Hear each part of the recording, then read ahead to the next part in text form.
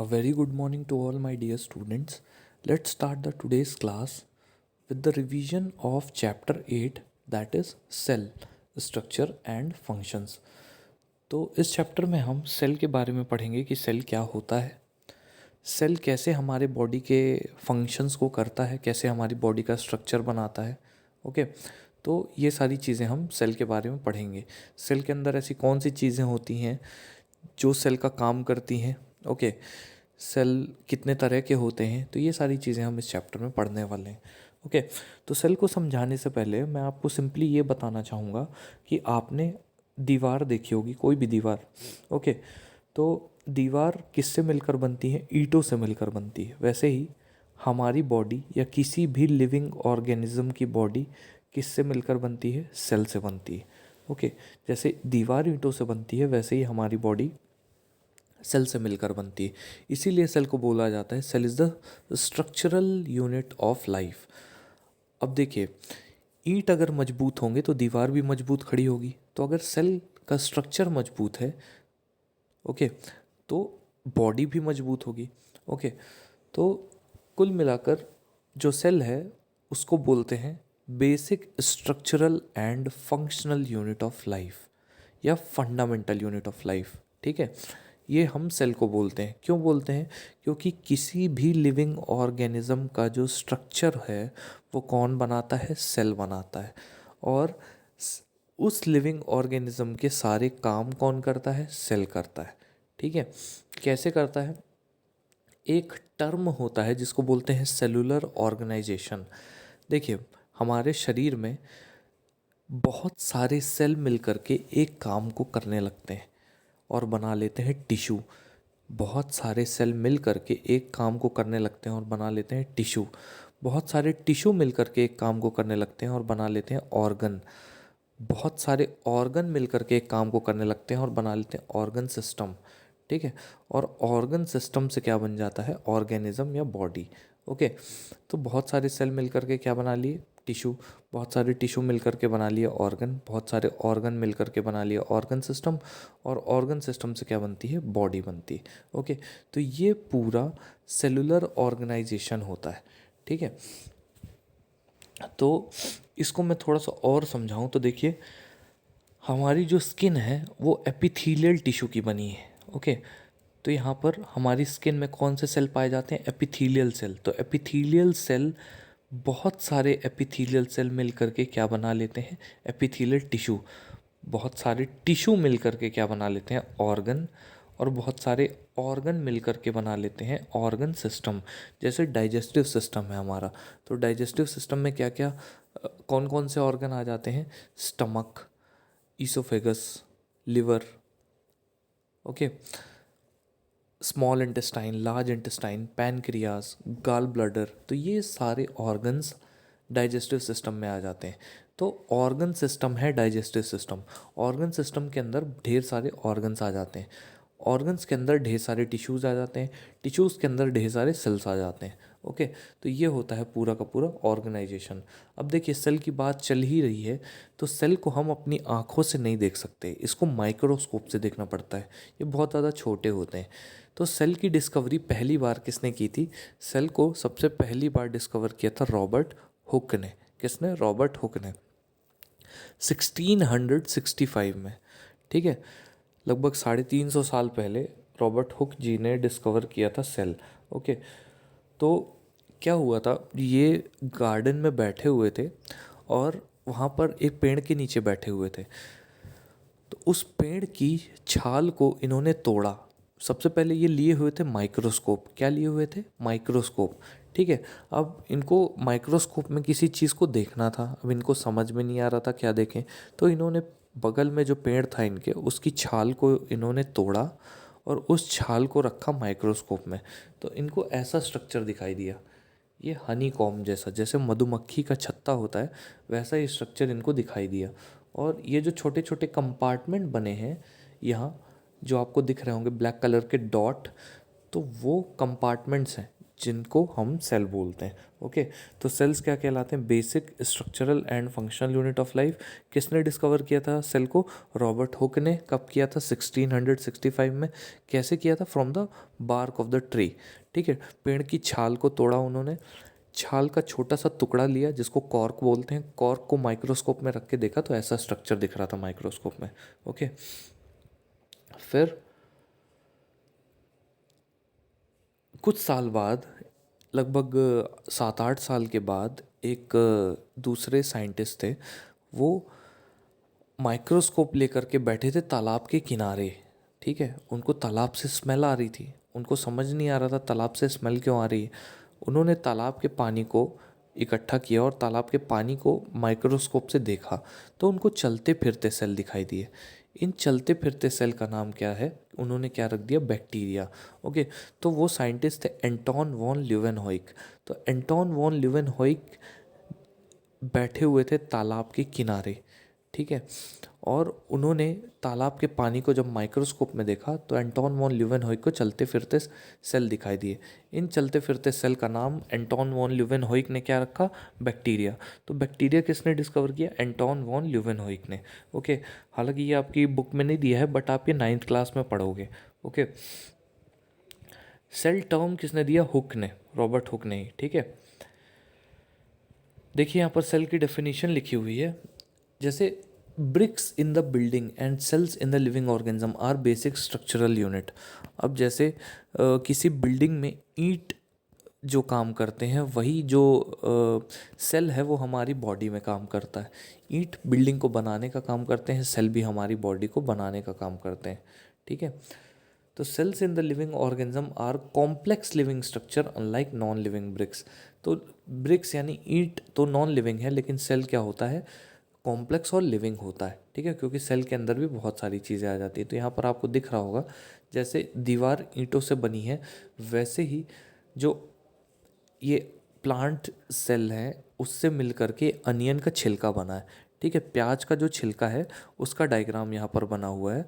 ठीक है, तो आप देख सकते हैं कि लेफ्ट साइड में जैसे ईंटों से दीवार मिलकर बनी है वैसे ही सेल से मिल करके ये ऑनियन का छिलका बन गया है। ओके, अब देखिए जो सेल्स होते हैं, कई ऑर्गेनिज्म, कई जानवर, कई ऑर्गेनिज्म ऐसे होते हैं जिनकी बॉडी सिर्फ एक सेल से बनी होती है। एक सेल के अलावा और कोई उनकी बॉडी में सेल नहीं होता है। वही एक सेल चलने का काम करता है, वही एक सेल खाने का काम करता है, वही एक सेल एक्सक्रीट करने का काम करता है, वही एक सेल सांस लेने का काम करता है। ओके, तो एक ही सेल सारे काम करता है। ऐसे ऑर्गेनिज्म को बोलते हैं यूनिसेलुलर ऑर्गेनिज्म। ओके, क्या बोलते हैं? Unicellular organism. यूनी मतलब होता है सिंगल, सेलुलर मतलब होता है सेल से बना। तो यूनिसेलुलर का मतलब क्या होता है? सिंगल सेल से बना ऑर्गेनिज्म। ठीक है, तो सिंगल सेल से बने ऑर्गेनिज्म का सबसे अच्छा एग्जांपल है बैक्टीरिया। बैक्टीरिया एक सेल से बना होता है और इसका जो सेल है वो फ्रीली लिविंग होता है। ठीक है, और हम अगर अपनी बात करें या प्लांट्स की बात करें तो हम करोड़ों अरबों सेल से मिलकर बने हैं। ओके, तो एक सेल से बनने वाले ऑर्गेनिज्म को बोलते हैं यूनिसेलुलर ऑर्गेनिज्म, और एक से ज़्यादा सेल से बनने वाले ऑर्गेनिज्म को बोलते हैं मल्टी सेलुलर ऑर्गेनिज्म। ठीक है, अब मैं आपको कुछ फैक्चुअल डिटेल्स मैं आपको बता देता हूँ। जैसे सबसे छोटा सेल, पूरी दुनिया में सबसे छोटा सेल कौन सा होता है? माइकोप्लाज्मा या PPLO, pleuro pneumonia like organisms. ठीक है, तो ये माइक्रो ऑर्गेनिज्म या PPLO सबसे छोटे सेल होते हैं। ठीक है, सबसे बड़ा सेल कौन सा होता है? ऑस्ट्रिच का अंडा। सबसे बड़ा सेल कौन सा होता है? ऑस्ट्रिच का अंडा। ओके, अब ह्यूमन बॉडी की बात करें तो सबसे छोटा सेल ह्यूमन बॉडी में कौन सा होता है? स्पर्म, वो मेल्स में पाया जाता है। और सबसे बड़ा सेल ह्यूमन बॉडी में कौन सा होता है? ओवम, वो फीमेल्स में पाया जाता है। ठीक है, सबसे लंबा सेल कौन सा होता है? सबसे लंबा सेल होता है न्यूरॉन। ओके, और पूरी दुनिया में सबसे लंबा सेल कौन सा होता है? तो जिराफ का न्यूरॉन। जिराफ का जो न्यूरॉन होता है, नर्व सेल, जिससे दिमाग के अंदर के टिश्यूज़ बने हुए हैं, उसको हम न्यूरॉन बोलते हैं। ये न्यूरॉन जो है कुछ बेसिक इन्फॉर्मेशन को पहुंचाने का काम करता है। जैसे आप अगर किसी गर्म बर्तन को टच करते हो तो आप तुरंत हाथ हटा लेते हो, तो वो जो इन्फॉर्मेशन है कि ये बर्तन गर्म है, वो ब्रेन तक पहुंचा करके ब्रेन का जो रेस्पॉन्स है वो न्यूरॉन के थ्रू आता है। ओके, मतलब उस मैसेज को न्यूरॉन ने पहुंचाया ब्रेन तक, फिर दूसरे न्यूरॉन ने वापस उस मैसेज को हाथ तक पहुंचाया ताकि हाथ तुरंत उस जगह से हट सके और जलने से बच सके। ओके, तो यहाँ पर आप देख सकते हैं कि एक सिंगल सेल से बना हुआ ऑर्गेनिज्म यानी एमीबा, एमीबा का फोटो यहाँ पर दिया हुआ है। ये एमीबा जो है ये अपना शेप चेंज करता रहता है। जैसे बैक्टीरिया होता है वैसे ही एमीबा होता है, बस बैक्टीरिया अपना शेप जल्दी जल्दी चेंज नहीं करता है, बट एमीबा बहुत जल्दी अपना शेप चेंज करता है। ये आगे बढ़ने के लिए हाथ और पैर जैसी चीज़ें बना सकता है अपने सेल से ही। ओके, ये जो इसकी आउटर लेयर दिख रही है, इसकी जो सेल मेम्ब्रेन दिख रही है, इससे ये हाथ और पैर जैसे स्ट्रक्चर बना सकता है, जिसको हम बोलते हैं सूडोपोडिया। क्या बोलते हैं? सूडोपोडिया। तो सूडो मतलब होता है नकली या फॉल्स, पोडिया मतलब होता है पैर, तो नकली पैर ओके कहलाते हैं सूडोपोडिया। फिर है पैरामीशियम। पैरामीशियम क्या होता है? पैरामीशियम एक ऐसा सिंगल सेल ऑर्गेनिज्म है जो सीलिया और फ्लैजिला की मदद से चलता है। ये चीज़ें आप आगे पढ़ेंगे, ठीक है। A billion is 1,000 million. एक बिलियन क्या होता है? 1,000 मिलियन। एक मिलियन क्या होता है? 1,000।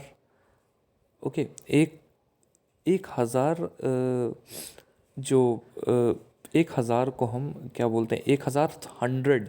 ओके, 1,000 100 क्या होता है? 1 मिलियन, ठीक है। और 1 बिलियन क्या होता है? 1,000 मिलियन। ओके, और 1 ट्रिलियन क्या होता है? 1,000 बिलियन। तो ये यहाँ पर यूनिट लिखी हुई है इसलिए क्योंकि हमारी बॉडी में ट्रिलियन सेल होते हैं, ये बताने के लिए। ओके, तो अमीबा जो है वो अपना खाना कैसे खाता है? सूडोपोडिया से, ठीक है, ये बात याद रखिएगा आप।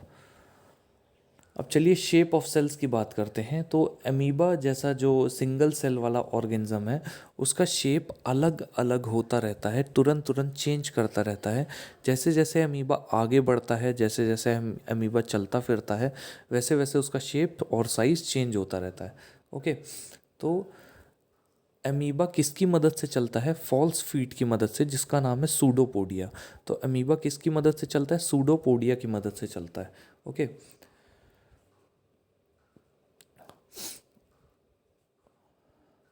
अब मैं आपको ये बताना चाहूँगा, जो भी सेल होते हैं हमारे शरीर में, जितने भी सेल हैं उनका शेप और साइज़ अलग अलग है। उनकी बनावट, उनकी लंबाई, उनकी चौड़ाई सब सेल्स की अलग अलग है। ओके, तो इसका कारण ये है कि जो काम वो करते हैं हमारी बॉडी में उस हिसाब से उनका शेप और साइज़ बनता है। जैसे रेड ब्लड सेल होते हैं हमारे खून में, आरबीसी। ओके, तो उनका काम होता है ऑक्सीजन को हर एक सेल तक पहुंचाना, ठीक है।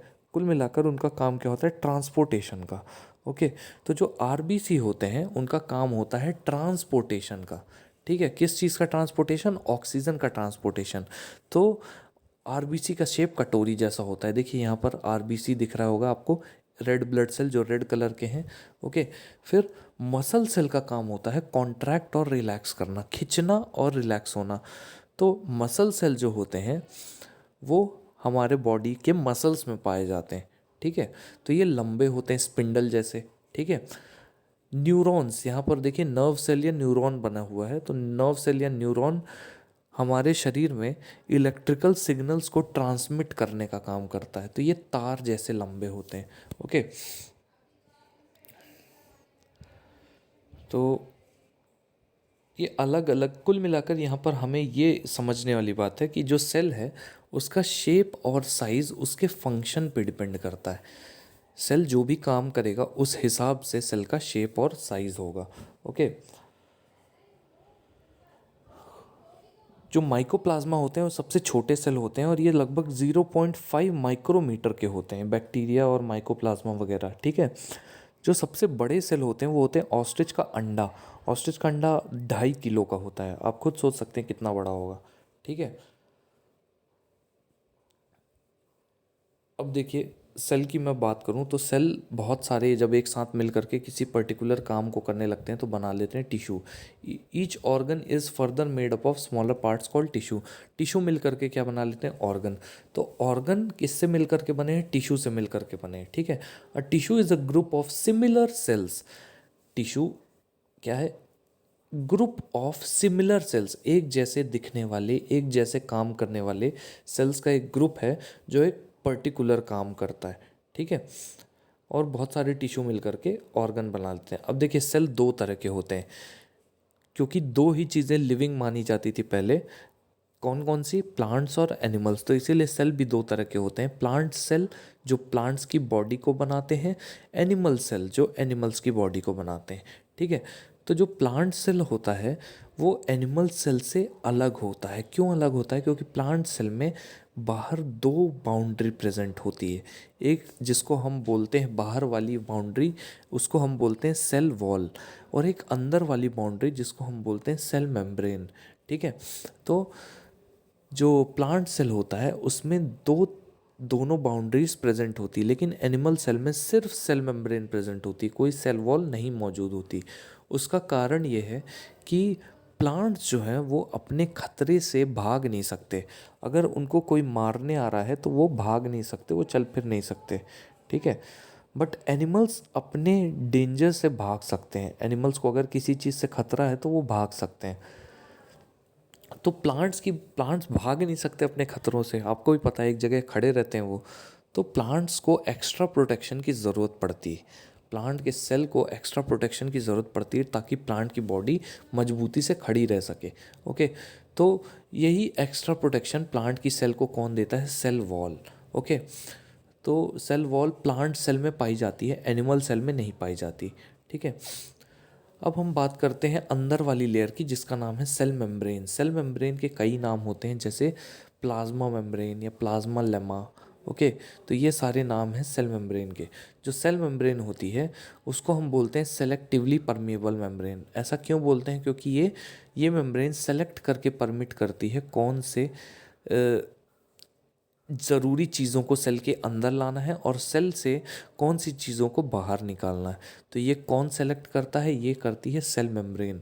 क्या सेलेक्ट करती है कि कौन सी चीज़ों को सेल के अंदर लाना है, जैसे वाटर हो गया सेल के लिए ज़रूरी, ऑक्सीजन हो गया सेल के लिए ज़रूरी। तो इन चीज़ों को सेल के अंदर कौन ले आता है, सेल मेम्ब्रेन। और कौन सी चीज़ों को बाहर रखना है, तो उन चीज़ों को बाहर कौन रखता है, सेल मेम्ब्रेन। ओके, तो सेल मेम्ब्रेन कुल मिला करके ट्रांसपोर्ट जो अंदर और बाहर होता रहता है वो कौन रेगुलेट करता है, सेल मेम्ब्रेन। सेल मेम्ब्रेन बनती किसकी है, प्रोटीन और लिपिड की। ठीक है, इन प्रोटीन और लिपिड को हम साथ में बोल सकते हैं लिपोप्रोटीन। तो सेल मेम्ब्रेन किसकी बनती है, लिपोप्रोटीन की बनती है। ठीक है, सेल मेम्ब्रेन के अंदर एक पानी जैसा मटेरियल भरा होता है, या सेल के अंदर एक पानी जैसा मटेरियल भरा होता है जिसको हम बोलते हैं साइटोप्लाज्म। सेल के सेंटर में एक ऑर्गेनल होता है जिसको बोलते हैं न्यूक्लियस। देखिए जैसे हमारा शरीर है, हमारे शरीर में हमारे ऑर्गन्स हैं।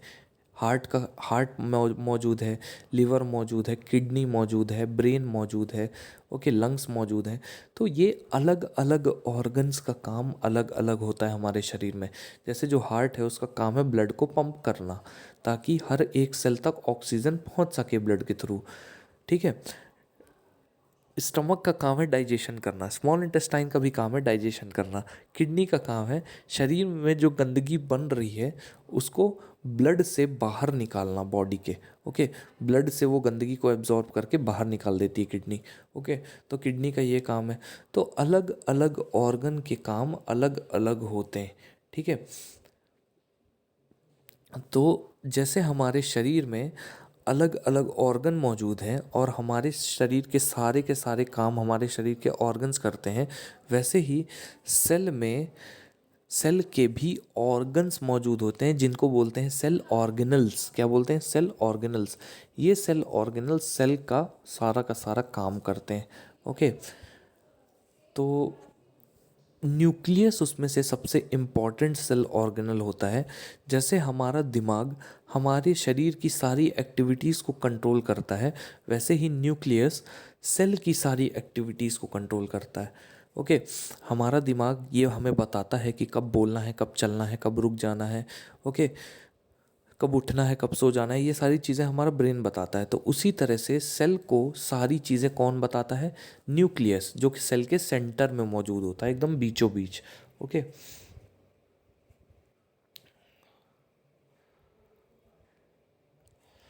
अब देखिए, जो न्यूक्लियस होता है, जो सेल के सेंटर में मौजूद होता है, उसके अंदर भी एक गाढ़ा पानी जैसा फ्लूइड भरा होता है, जिसको बोलते हैं न्यूक्लियोप्लाज्म। क्या बोलते हैं? न्यूक्लियोप्लाज्म। तो न्यूक्लियस के अंदर जो गाढ़ा फ्लूइड भरा होता है पानी जैसा, उसको क्या बोलते हैं? न्यूक्लियोप्लाज्म। तो जो न्यूक्लियोप्लाज्म है, ठीक है, जो न्यूक्लियस के अंदर का फ्लूइड है, ओके, जिसको हम न्यूक्लियोप्लाज्म बोलते हैं, ठीक है। तो न्यूक्लियस के अंदर का फ्लूइड न्यूक्लियोप्लाज्म कहलाता है, और न्यूक्लियस के बाहर और सेल मेम्ब्रेन के अंदर के फ्लूइड को बोलते हैं साइटोप्लाज्म। ठीक है, तो सेल के अंदर का फ्लूइड साइटोप्लाज्म, न्यूक्लियस के अंदर का फ्लूइड न्यूक्लियोप्लाज्म, दोनों साथ में मिलकर के बना लेते हैं प्रोटोप्लाज्म। तो यहाँ पर आपको न्यूक्लियस दिख रहा होगा, ओके, और साइटोप्लाज्म भी दिख रहा होगा। तो न्यूक्लियस के चारों तरफ जो पानी जैसी चीज़ भरी होती है वो कहलाती है साइटोप्लाज्म, और न्यूक्लियस के अंदर जो भरा होता है वो कहलाता है nucleoplasm. Okay, the central dense round body in the center is called the nucleus. Cell में सेंटर पे जो राउंड बॉडी है, जैसे यहाँ पर डायग्राम में हमको दिख रहा है, एक प्याज के छिलके में सेंटर में गोल गोल बॉडी जो है वो कहलाती है क्या? न्यूक्लियस। ओके, वो क्या कहलाती है? न्यूक्लियस। तो न्यूक्लियस के चारों तरफ जो जगह है वहाँ पर क्या मौजूद होता है? साइटोप्लाज्म। ठीक है, तो साइटोप्लाज्म क्या कहलाता है? The jelly like substance between the nucleus and the cell membrane. Nucleus और सेल मेम्ब्रेन के बीच में जो जेली जैसा सब्सटेंस होता है उसको क्या बोलते हैं? साइटोप्लाज्म। ठीक है, in addition to cell membrane there is outer thick layer in the cells of the plant called cell wall. Cell membrane के साथ साथ प्लांट्स में एक बाहरी थिक लेयर होती है जिसको हम क्या बोलते हैं? Cell wall. क्या बोलते हैं? Cell wall. ओके, अब यहाँ पर देखिए, आप न्यूक्लियस बना है, और जो डार्क ब्लू कलर का सेंटर में गोल गोल सा स्ट्रक्चर है उसी को हम क्या बोलते हैं? न्यूक्लियस। ओके, न्यूक्लियस आपको क्लियरली दिख रहा होगा, सेंटर पे राउंड कलर का जो डार्क ब्लू कलर से बना हुआ है, और जो उसके किनारे किनारे लाइट ब्लू कलर है वो क्या है? साइटोप्लाज्म। क्या है? साइटोप्लाज्म। ठीक है, तो साइटोप्लाज्म में सारे सेल ऑर्गेनल्स पाए जाते हैं, वो ऑर्गेनल्स जो सेल का सारा काम करते हैं। ओके, न्यूक्लियस के अंदर, न्यूक्लियस के अंदर मैं आपको बता दूं, कुछ प्रोटीन पाए जाते हैं और डीएनए पाया जाता है। ठीक है, जब सेल डिवाइड करने वाला होता है, जब सेल टूटने वाला होता है और टूट करके नए सेल बनाने वाला होता है, तो न्यूक्लियस के अंदर जो डीएनए है वो मोटा होकर के क्या बना लेता है? क्रोमोसोम। क्या बना लेता है? क्रोमोसोम। ओके, तो क्रोमोसोम का जो एक पार्ट होता है उसको बोलते हैं जीन। ओके, तो क्रोमोसोम के अंदर होता है डीएनए, डीएनए के एक पोर्शन को हम क्या बोलते हैं? जीन। ओके, जीन क्या होता है? एक ऐसा सेगमेंट, एक ऐसा हिस्सा होता है जो एक पर्टिकुलर तरह की कैरेक्टर के लिए रिस्पॉन्सिबल होता है। जैसे आप अपने मदर और अपने फादर जैसे दोनों दोनों के जैसे दिखते हो आप। ओके, नाक आपकी हो सकता है आपके मदर जैसी हो, आंखें आपके फादर जैसी हो। ओके, तो जो मदर और फादर के जो कैरेक्टरिस्टिक्स हैं, जो बनावट है, जो शक्ल सूरत है, वो कैरेक्टरिस्टिक्स हमारे जीन्स में आ जाती। ओके, कई बार ऐसा होता है कि अगर पिताजी के बाल करली हैं तो जो बच्चा है उसके भी बाल क्या हो जाते हैं? करली हो जाते हैं। ठीक है, कभी कभी ऐसा भी होता है कि अगर बेटे की, पिताजी की आँख जो है वो ब्लैक ब्लैक कलर है, ओके, जो पुतली है वो ब्लैक कलर की है, तो बच्चे की भी आँख जो आई होगी वो भी ब्राउन होगी, ब्लैक होगी। ओके, तो ये सारी चीज़ें क्यों होती है? ये सारी चीज़ों को हम बोलते हैं हेरिडिटी। और ये हेरिडिटी किसकी मदद से आती है? जीन की मदद से आती है। ठीक है, किसकी मदद से आती है? जीन की मदद से आती है। ओके, तो जीन क्या है? डीएनए का एक छोटा सा हिस्सा है जो एक पर्टिकुलर तरह के कैरेक्टर के लिए रिस्पॉन्सिबल होता है, उसको बोलते हैं जीन। ओके, अब चलिए न्यूक्लियस की बात करते हैं। न्यूक्लियस, अभी हमने थोड़ी देर पहले पढ़ा था कि न्यूक्लियस के अंदर क्रोमोसोम होते हैं, क्रोमोसोम के अंदर डीएनए होता है, डीएनए के एक सेगमेंट को जीन बोलते हैं। ओके, तो न्यूक्लियस जो होता है, न्यूक्लियस का अगर मैं स्ट्रक्चर बताऊं तो nucleus porous double membranous structure होता है। ओके, इसकी जो मेम्ब्रेन होती है उसमें छेद होते हैं ताकि उन छेदों से ये सब्सटेंसेस को अंदर बाहर कर सके। ओके, अब न्यूक्लियस के अंदर न्यूक्लियोलस पाया जाता है। ठीक है, क्या पाया जाता है? न्यूक्लियोलस। न्यूक्लियस के अंदर एक स्ट्रक्चर पाया जाता है जिसको बोलते हैं न्यूक्लियोलस। ये न्यूक्लियोलस प्रोटीन बनाने का काम करता है। ठीक है, और न्यूक्लियस के अंदर क्रोमोसोम और जीन भी पाए जाते हैं। ठीक है, अब देखिए, अभी हमने देखा था कि सेल दो तरह के होते हैं। एक, अगर कोई ऑर्गेनिज्म एक सेल से बना है तो यूनिसेलुलर ऑर्गेनिज्म कहलाता है, और अगर एक से ज़्यादा सेल से बना है जैसे हम लोग, तो हम क्या कहलाते हैं? Multi cellular organism. Okay, but nucleus के बेसिस पे भी सेल दो तरह के होते हैं। एक, जिस ऐसा सेल जिसके न्यूक्लियस के बाहर, जिसके न्यूक्लियस में न्यूक्लियर एनवेलप ना हो, न्यूक्लियर बाउंड्री ना हो, न्यूक्लियस की बाउंड्री ही ना हो, उस सेल को बोलते हैं क्या? ऐसा सेल जिसमें न्यूक्लियस की बाउंड्री ही ना हो, उस सेल को बोलते हैं क्या? Prokaryotic cell. जैसे बैक्टीरिया के जो सेल होता है, बैक्टीरिया के सेल में जो न्यूक्लियस पाया जाता है उसकी न्यूक्लियर बाउंड्री नहीं दिखती है क्लियरली। ओके, ना उसके सेल ऑर्गेनल प्रॉपरली समझ में आते हैं। तो ऐसा सेल क्या कहलाता है? ऐसा सेल कहलाता है प्रोकार्योटिक सेल। ओके, और जिन सेल्स में न्यूक्लियस क्लियरली समझ में आता है वो कहलाते हैं यूकार्योटिक सेल। जैसे प्लांट और एनिमल सेल, ये क्या कहलाते हैं? यूकार्योटिक सेल, क्योंकि हमारे न्यूक्लियस के बाहर प्रॉपर न्यूक्लियर बाउंड्री मौजूद है। ओके, तो इसीलिए हमारा सेल क्या कहलाता है? Eukaryotic cell. ओके, और हम क्या कहलाते हैं? यूकार्योट्स कहलाते हैं। ठीक है, अब सेल के अंदर, जैसे हमारे शरीर के अंदर हमारा स्टमक होता है, वो खाने को स्टोर करके रखता है, पानी को स्टोर करके रखता है, वैसे ही सेल का स्टमक होता है, उसको हम बोलते हैं वैक्यूल। सेल के स्टमक को हम क्या बोलते हैं? वैक्यूल। ओके, अब सेल में कुछ कलर देने वाली चीज़ें भी होती हैं। ओके, सेल जो होता है, हमारी बॉडी में जो सेल होते हैं या प्लांट्स में जो सेल होते हैं, तो सेल के अंदर कुछ ऐसे सेल ऑर्गेनल होते हैं जो प्लांट को कलर प्रोवाइड करते हैं। तभी आप देख सकते हैं प्लांट में कितने सुंदर सुंदर फ्लावर पाए जाते हैं अलग अलग कलर के। तो ये फ्लावर में कलर कहाँ से आता है? ये आता है कलर देने वाले सेल ऑर्गेनल से, जिसको हम बोलते हैं प्लास्टिड। तो प्लास्टिड ऐसे सेल ऑर्गेनल होते हैं जो प्लांट की जो सेल होते हैं, प्लांट के सेल को कलर देते हैं। ओके, अगर येलो कलर का प्लास्टिड है तो प्लांट के सेल को येलो कलर देगा। ओके, अगर ग्रीन कलर का प्लास्टिड है तो प्लांट के सेल में ग्रीन कलर देगा। ओके, तो वैसे प्लास्टिड दो तरह के होते हैं, एक होता है क्रोमोप्लास्ट, एक होता है ल्यूकोप्लास्ट। प्लास्टिड का काम एक ही है, कलर देना।